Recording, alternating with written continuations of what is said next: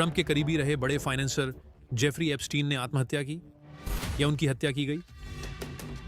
FBI और DOJ की जांच से अब पर्दा हट गया है। एप्स्टीन की रहस्यमयी मौत और उनके कथित ब्लैकमेल नेटवर्क के बारे में नई बातें सामने आई हैं। जांच में सामने आया कि कोई भरोसेमंद सबूत नहीं है कि एप्स्टीन ने शक्तिशाली हस्तियों को ब्लैकमेल किया। कोई क्लाइंट लिस्ट नहीं है। साथ ही 2019 की हुई मौत में भी कोई भी शक करने वाले काम का कोई सबूत नहीं है। ट्रंप प्रशासन ने कहा कि वे जेल का रॉ फुटेज जारी कर रहे हैं। इसमें देखा जा सकता है कि जिस रात एप्स्टीन की मौत हुई, उस रात कोई भी मैनहट्टन जेल सेल के अंदर नहीं गया। उनका दावा है कि वीडियो मेडिकल एग्जामिनर के फांसी लगाकर आत्महत्या की बात की पुष्टि करता है। इन्वेस्टिगेटर्स ने 9 अगस्त 2019 की रात 10:40 से फुटेज की समीक्षा की, जब एप्स्टीन को उसकी सेल में बंद किया गया था। अगली सुबह 6:30 तक, जब वह अचेत पाया गया। एफबीआई के जांचकर्ताओं ने वीडियो को बड़ी बारीकी से चेक किया, जिसके आधार पर मौजूदा एफबीआई निदेशक काश पटेल और उनके डेप्यूटी डैन बोंगिनो का अब इस मामले में रुख बदल गया है। इन्होंने एक समय में एप्स्टीन की मौत पर सवाल उठाए थे। आज दोनों ट्रंप प्रशासन में बड़ी पहुंच रखते हैं।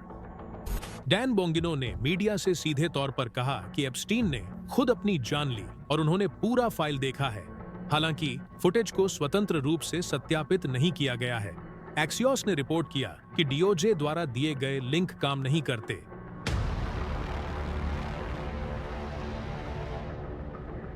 फरवरी में अटॉर्नी जनरल पैम बॉन्डी ने फॉक्स न्यूज को बताया कि एप्स्टीन फाइलें समीक्षा के लिए उनके पास आई थीं, जिनमें कथित क्लाइंट लिस्ट भी शामिल बताई जाती है। उन्होंने इसे ट्रंप का निर्देश बताया, लेकिन अब डीओजे कहता है कि अधिकांश एप्स्टीन सामग्री बच्चों के यौन शोषण से जुड़ी है और सार्वजनिक नहीं की जाएंगी।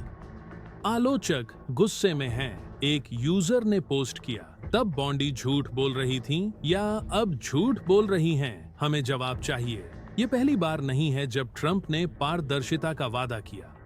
2024 में उसने एप्स्टीन फाइल्स को सार्वजनिक करने का वादा किया था, पर अब नए मेमो में कहा गया है कोई और खुलासा उपयुक्त नहीं, न ही इसकी जरूरत है। लगभग एक दशक से एप्स्टीन की मौत कॉन्स्पिरेसी थ्योरी के इर्द गिर्द घूम रही थी। कुछ लोग मानते हैं कि कुछ बड़े लोगों को बचाने के लिए एप्स्टीन को हमेशा के लिए खामोश कर दिया गया। डोनाल्ड ट्रंप, बिल क्लिंटन और यहां तक कि प्रिंस एंड्रयू के साथ एप्स्टीन की तस्वीरें ही वजह थीं कि साजिश की बातों को फैलने का मौका मिला। हाल ही में एलन मस्क ने एक चौंकाने वाला पोस्ट किया, जिसमें ट्रंप पर एप्स्टीन फाइल्स में शामिल होने का आरोप लगाया। हालांकि कुछ दिनों बाद उन्होंने वह पोस्ट हटा दिया।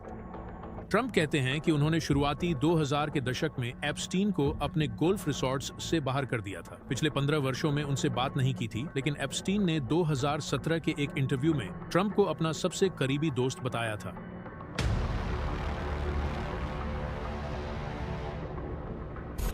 मेमो यह साफ करता है कि एप्स्टीन मामले में किसी और पर आरोप नहीं लगाए जाएंगे। एप्स्टीन की पूर्व सहयोगी घिस्लेन मैक्सवेल बाल यौन तस्करी के लिए 20 वर्ष की सजा काट रही है। इस साल की शुरुआत में जारी की गई कुख्यात संपर्क पुस्तिका में एलेक बॉल्डविन और मिक जैगर जैसे हाई प्रोफाइल नाम शामिल थे, लेकिन उनके खिलाफ कोई आपराधिक सबूत नहीं मिला।